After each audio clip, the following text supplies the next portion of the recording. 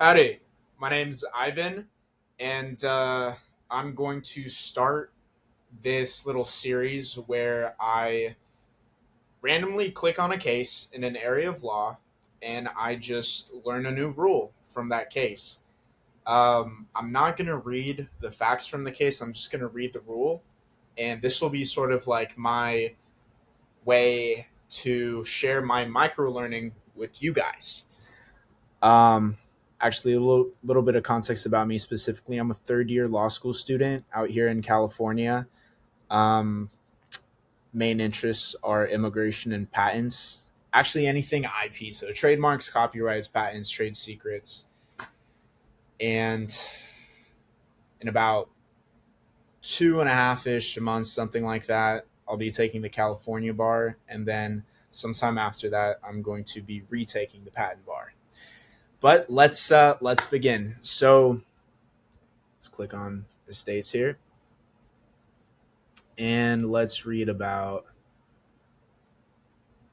Whatley v. Wood. Okay, rule.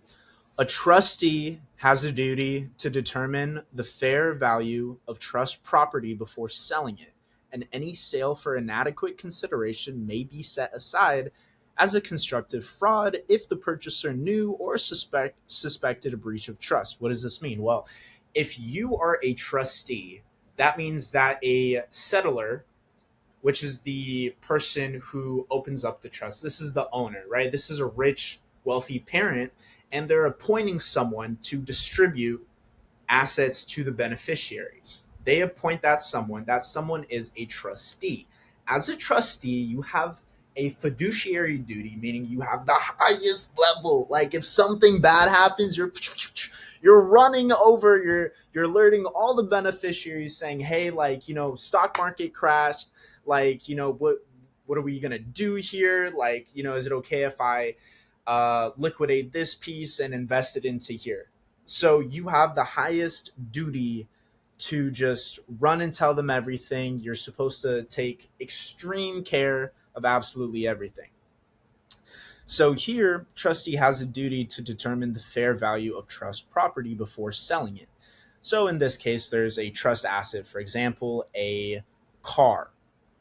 And trustee needs to, probably with the consent of the beneficiaries, to square away some debts, maybe pay some property tax. He needs to sell this thing, right? So he needs to ascertain what the fair market value of such thing is. And if he sells it anything for less, meaning inadequate consideration, so I don't know, he sells a antique car that is worth $250,000 and he sells it for $5.